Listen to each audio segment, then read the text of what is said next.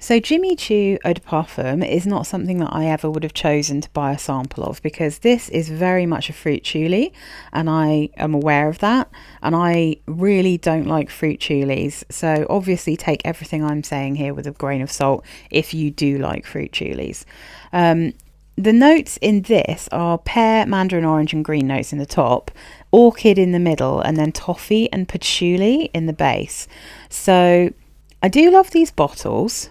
I've yet to find a Jimmy Choo perfume that I actually want to buy or wear. I've blind bought one in the past and I didn't get on with it. I think I had ambroxan in though, and I've had a couple of samples, and the Fever that comes in the same bottle of this I think is quite pretty, but there's like, it just wasn't quite enough for me to want to spend like 40 quid on a bottle of it. And then Illicit I thought was really pretty, but it had that kind of pencil shaving-y wood in it. So I wasn't crazy for the way that that dried down, even though I think it's really cozy and comforting.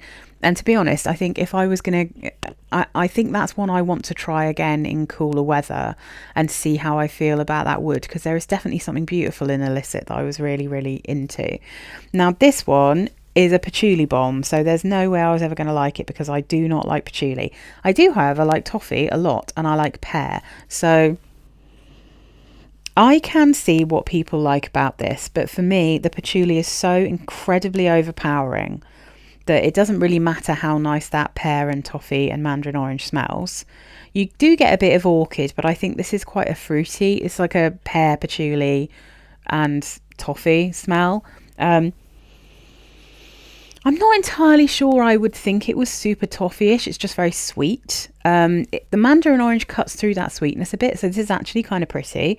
But that patchouli is just crazy strong for me. So I'm not keen on this, but I can understand why other people really like this one. Yeah, that patchouli is just out of control. So I can't wear it. I will say, however, if you are looking at patchouli perfumes or like Fruitchoulis, the nicest one that I've ever smelt, genuinely, is the Kim Kardashian True Reflection. If you can get hold of a bottle of that, that is such a pretty Fruitchouli, because there is chocolate orchid in that one, and you do get a chocolatey vibe.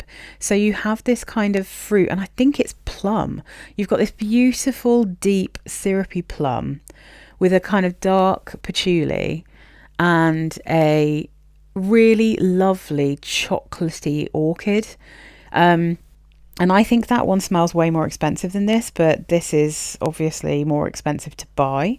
So yeah, I mean, that's my feelings about Fruitchoulis, is that I can't wear them. I don't like them, generally speaking. But the closest I've ever got to wanting to keep the little miniature was True Reflection by Kim Kardashian. I think that's a very sultry, sexy perfume, but it's not massively strong. It's a rare Fruitchouli where you're not going to be kind of choking out everyone in your vicinity. Do you know what I mean? It's kind of, it's the sort of smell a kind of subtly sexy lady would wear, a not too obviously sexy lady, you know, someone with a bit of seduction technique.